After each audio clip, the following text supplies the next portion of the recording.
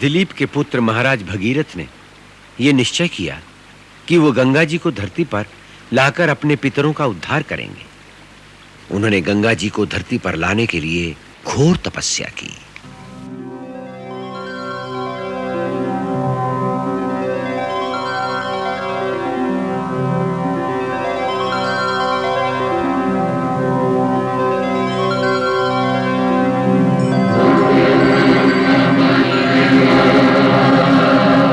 भगीरथ ने शंकर जी की आराधना की ताकि जब गंगा आकाश से धरती पर गिरे तो वो उन्हें अपने शीश पर धारण करें, अन्यथा गंगा के वेग की प्रबलता से धरती के फट जाने का डर था। भगीरथ ने फिर घोर तपस्या की और भगवान शिव को प्रसन्न कर लिया। उन्होंने भगीरथ को वचन दिया कि वो गंगा जी को अपने शीश पर धारण कर लेंगे। फिर ब्रह्मा जी के आदेश से श्री विष्णु के चरणों से निकलकर गंगा जी आकाश मार्ग से धरती पर बड़े वेग से आईं।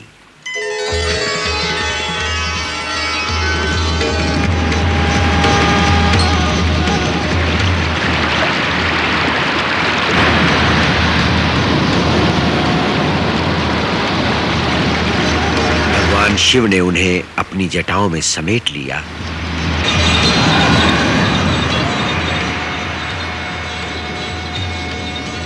और फिर धरती पर बहने दिया, जिससे भगीरथ का मनोरथ सफल हुआ और धरती से लेकर पाताल तक सबका कल्याण हुआ।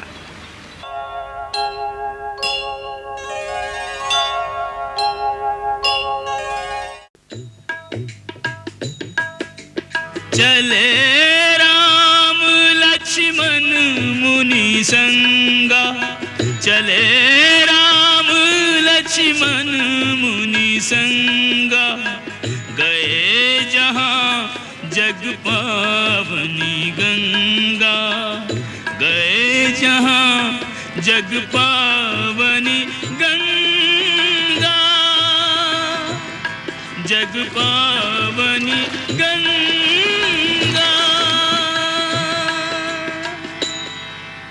हे रघुकुल तिलक राम, वत्स लक्ष्मण, ये परम पावनी सर्व पापनाशिनी गंगा हैं, इन्हें प्रणाम करो।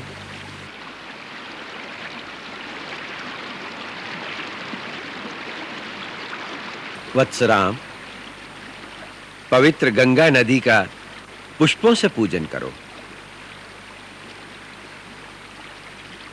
वत्स लक्ष्मण, तुम भी पुष्प लो, तुम भी पूजन करो।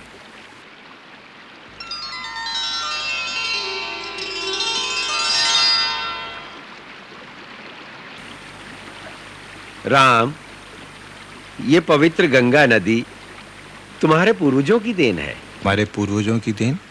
हाँ, बैठो।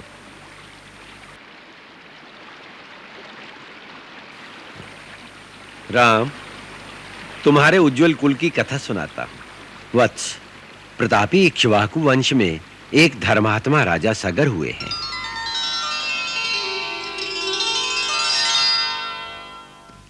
एक बार जब वह अश्वमेध यज्ञ कर रहे थे,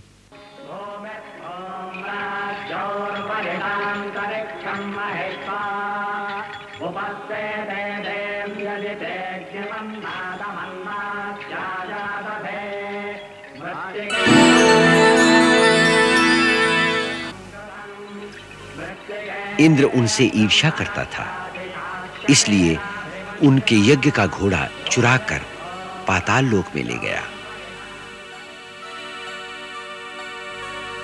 वहां उसने वो घोड़ा कपिल मुनि के आश्रम में छोड़ दिया।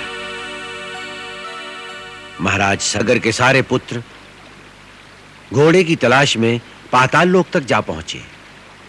उन्होंने कपिल के आश्रम में घोड़े को देखकर महात्मा कपिल का अपमान किया।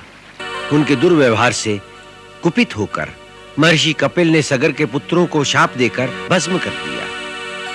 फिर उनका उद्धार करने के लिए गंगा को स्वर्ग से धरती पर लाना आवश्यक हो गया। परंतु ये काम बहुत कठिन था। महाराज सगर, उनके बाद महाराज अंशुमान, उनके पुत्र महाराज दिलीप ये काम न कर सके। फिर दिलीप के पुत्र महाराज भगीरथ ने यह निश्चय किया कि वो गंगा जी को धरती पर लाकर अपने पितरों का उद्धार करेंगे। उन्होंने गंगा जी को धरती पर लाने के लिए घोर तपस्या की।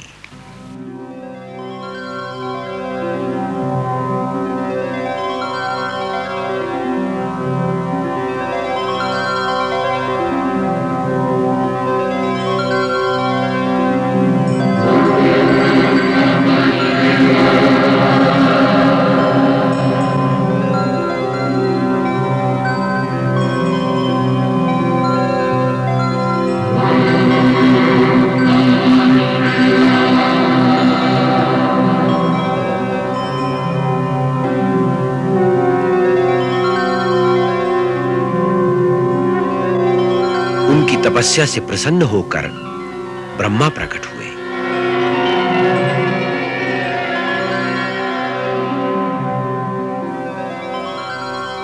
और उन्होंने गंगा को धरती पर लाने का वरदान भगीरथ को दिया।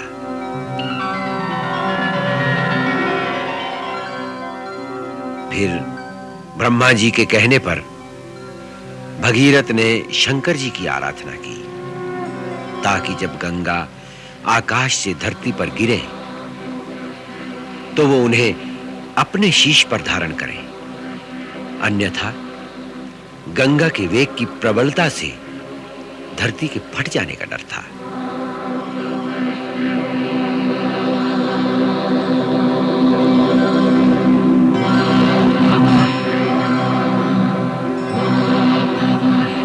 भगीरथ ने फिर घोर तपस्या की और भगवान शिव को प्रसन्न कर लिया।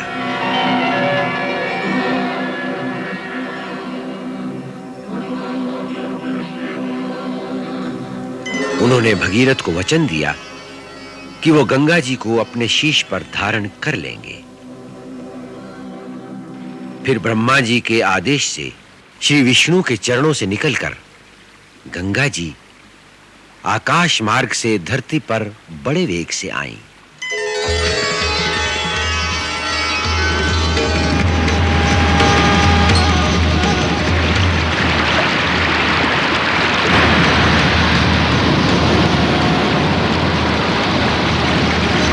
भगवान शिव ने उन्हें अपनी जटाओं में समेट लिया